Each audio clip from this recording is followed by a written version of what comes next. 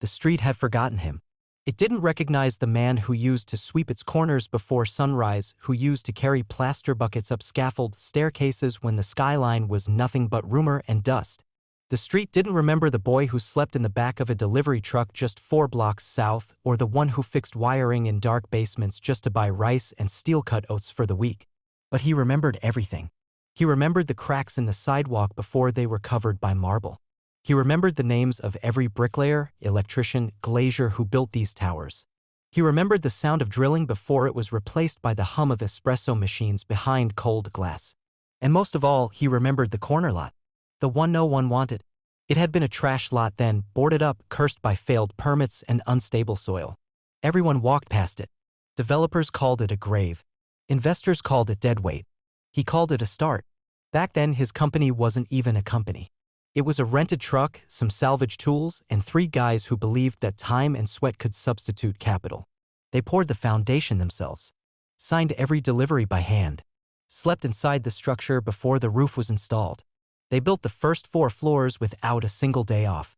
And he didn't just fund the project. He lived it, nailed into it. Every pipe, every panel, every wire still bore the muscle memory of his hands. But the world doesn't remember the worker. It only sees the marble lobby when it's done.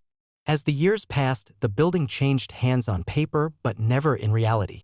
He created shell companies to protect it from outside acquisition, moved its paper trail across holding groups, until only one name remained on every final page, his.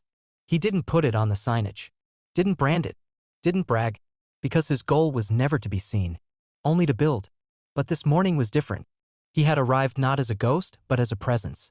Not to walk past the lobby, but to reclaim it. The woman at the desk hadn't meant harm. She simply saw what she was trained to see, another blue-collar figure without a badge. Not a suit, not a name in a headline, just a man with creased palms and tired eyes. So she told him to use the back entrance. And in that instant, he realized something. The building might still be his, but the world had forgotten the meaning of ownership. He handed her the folio. The leather was old, cracked. Inside, the deed, the signature, the proof.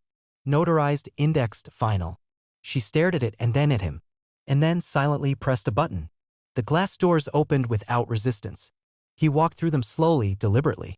Not to prove anything, but to feel what it meant.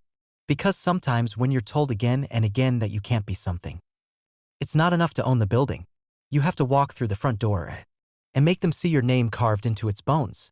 The elevator was lined with chrome and scented like subtle wealth cologne, lavender, citrus piped in through hidden vents. A tablet on the wall listed tenants in glowing letters. None of them bore his name.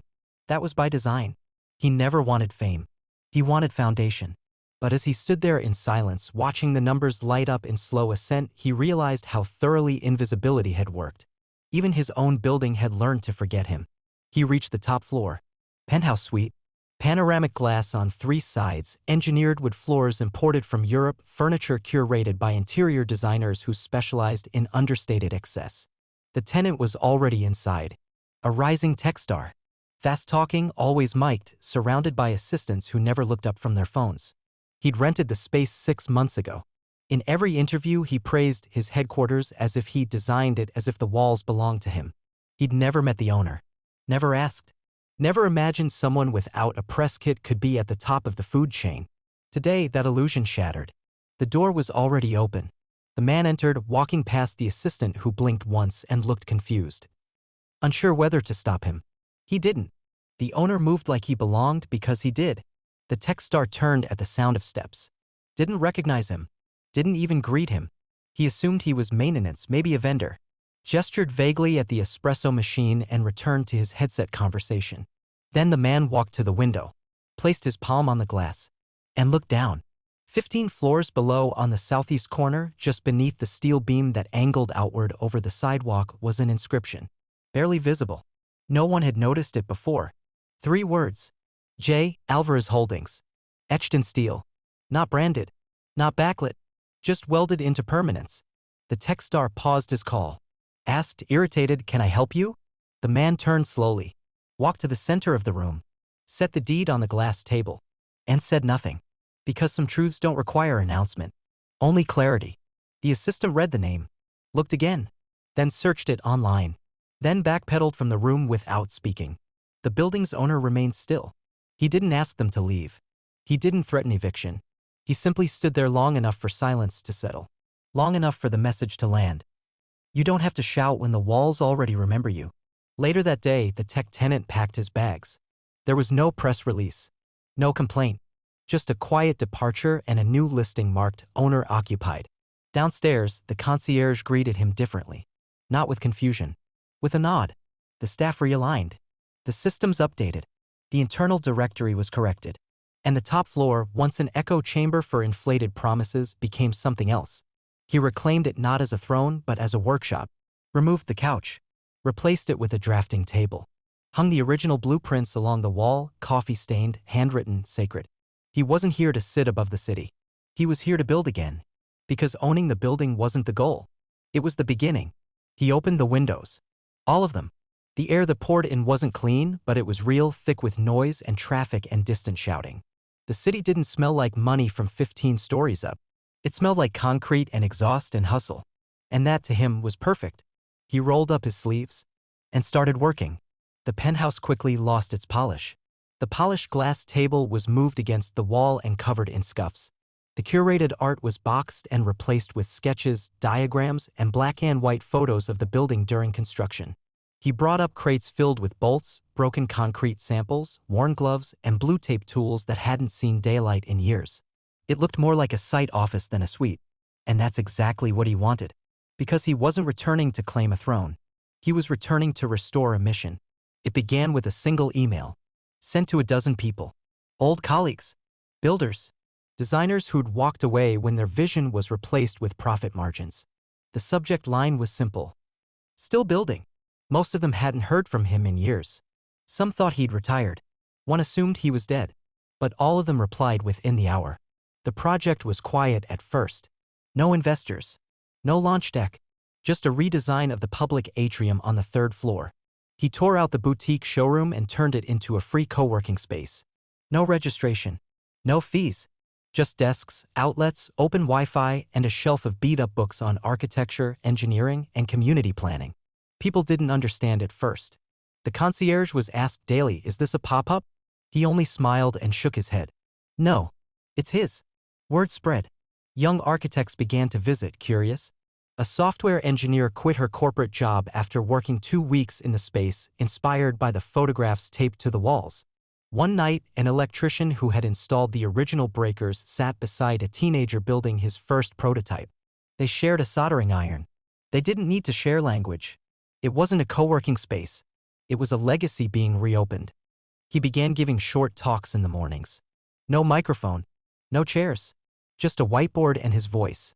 He spoke of tension loads and municipal politics. Of mistakes made in concrete ratios.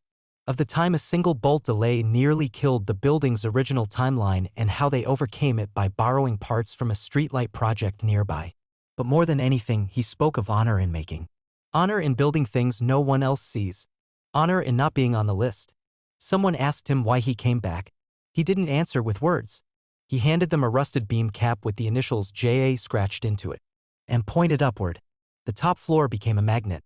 Not for wealth, but for work. Founders came to listen. Journalists came to write.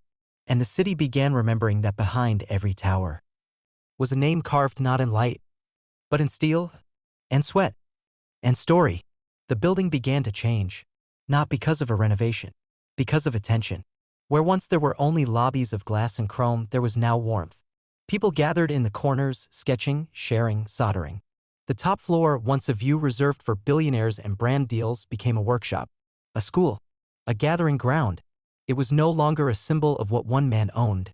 It was becoming a symbol of what could be rebuilt when ownership meant responsibility, not leverage. Downstairs, the concierge updated the directory again.